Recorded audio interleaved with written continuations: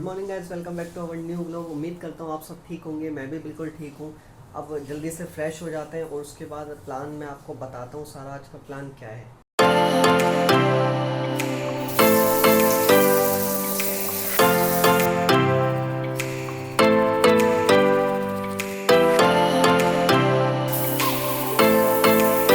तो जैसा कि आप देख पा रहे हैं, मैं नहा धो के पूरी तरीके से रेडी हो चुका हूँ और आज हमारा प्लान बन चुका है बालाजी जाने का।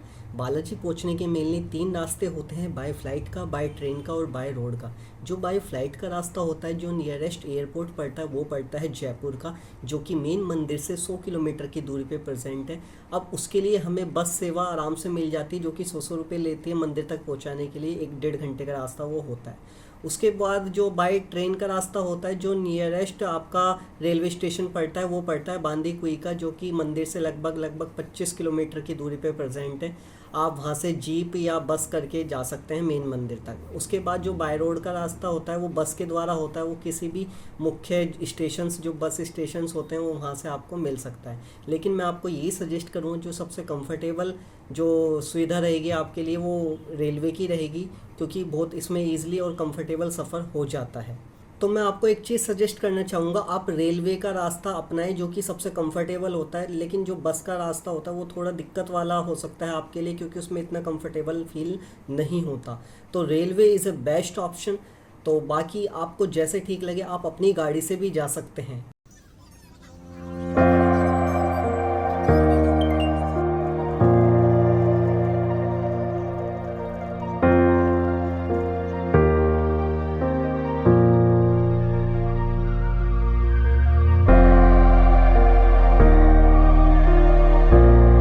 यहाँ पर रुक के हमने कुछ खाया पिया था और उसके बाद चाय वाय पी थी। उसके बाद हम सीधा आगे बढ़ गए थे यात्रा के लिए। सुबह के बजे हैं 4:30 और अभी हम जस्ट बालाजी पहुँच चुके हैं और यहाँ हमने धर्मशाला में एक रूम लिया है, जो कि 300 में मिला है। तो आप देख सकते हैं कुछ रूम ऐसा है। तो आप देख सकते हैं रूम कुछ इस तरीका है। बेड दिया हुआ है इसमें और ये वॉशरूम है, हिंदी है, इंग्लिश नहीं है। बाकी नहाने वाने की अच्छी सुविधा दी गई है। उसके बाद सीधा हम दर्शन करने के लिए निकल चुके थे, नहा धो के फ्रेश होके।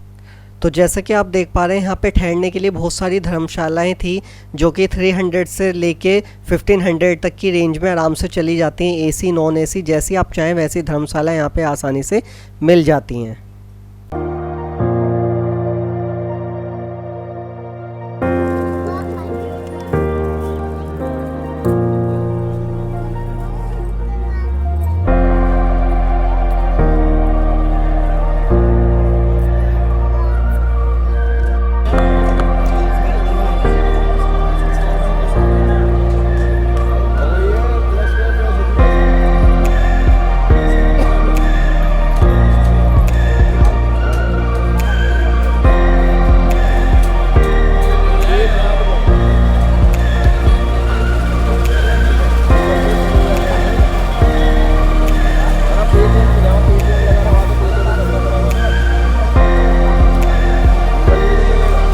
और जैसा कि आप देख पा रहे हैं, मंदिर पे भीड़ तो बहुत ही ज़्यादा थी और दर्शन की लाइन बहुत ही ज़्यादा लंबी थी सुबह सुबह भी। अकेला था।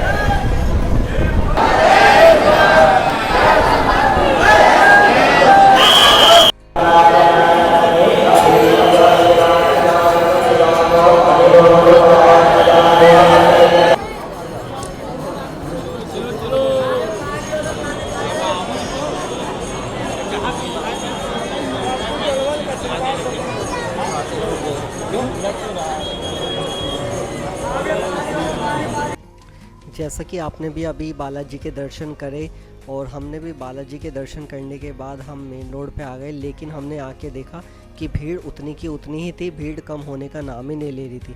और ये सुबह का टाइम था 5-5:30 बजे का, लेकिन भीड़ जैसे कि तैसे ऐसे ही थी। लेकिन बालाजी के दर्शन बहुत अच्छे से हुए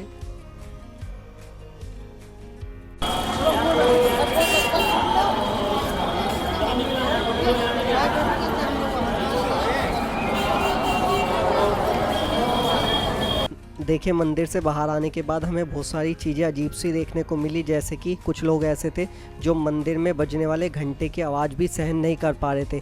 उनकी आत्माएं, रूह काँप जाती थी, ऐसी आवाज़ें निकलती थी और लोग अजीब अजीब मुद्राएं कर रहे थे वहाँ पे। मतलब काफ़ी चीज़ें हमें अजीब देखने को मिली, जो कि ऐसा माना जाता है कि जो भूत प्रेतों से परेशान लोग होते हैं वो ज़्यादा आते हैं। जैसे कि अगर किसी को मिर्गी की बीमारी है तो वो भी यहाँ पे आते हैं और बालाजी की कृपा से उनका इलाज हो जाता है और वो पूरी तरीके से बालाजी की कृपा से ठीक होके अपने घर लौटते हैं, क्योंकि बालाजी उनकी सारी परेशानियों को हर लेते हैं।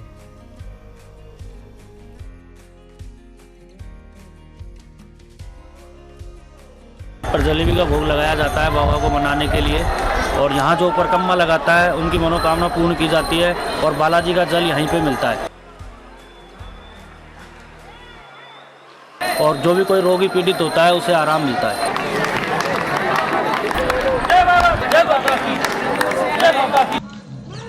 बालाजी के दर्शन करने के बाद ही अंदर भैरव कोतवाल का मंदिर है और प्रेतराज सरकार का मंदिर है, जहाँ पे प्रेतराज सरकार भूत प्रेतों को सजा देते हैं और सजा ऐसी बहुत भयानक होती है जो कि उनकी भूत प्रेतों की रूह कंपा देती है।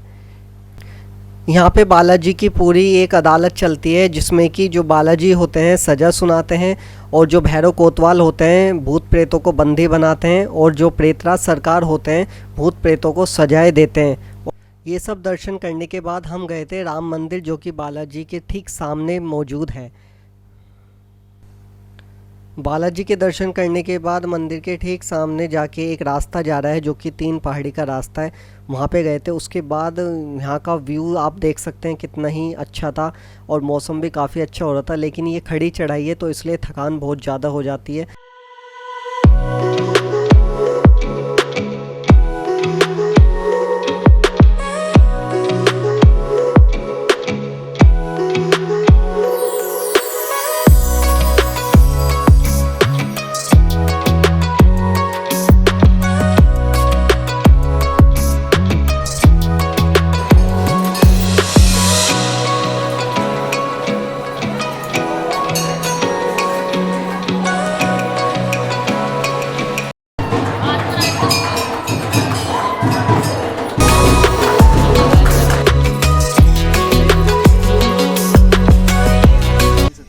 देखिए यहाँ पे मतलब व्यू इतना अच्छा रहा है कि लोग अपने फ़ोटो लिए बगैर रह नहीं सकते और इतना व्यस्त हो जाते हैं कि यहाँ पे सब कुछ आके भूल जाते हैं।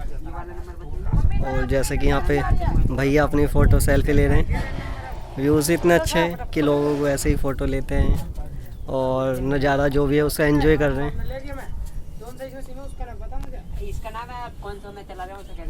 Thanks for watching this video. तो ये था आज का ब्लॉग बालाजी का। तो उम्मीद करता हूँ आपको पसंद आया होगा और मैं भगवान से गुजारिश करता हूँ कि आपको और आपके परिवार को भी जल्दी से जल्दी बालाजी सरकार आपको बुलाएं। तो थैंक्स फॉर वॉचिंग, मिलते हैं जल्दी नेक्स्ट वीडियो में।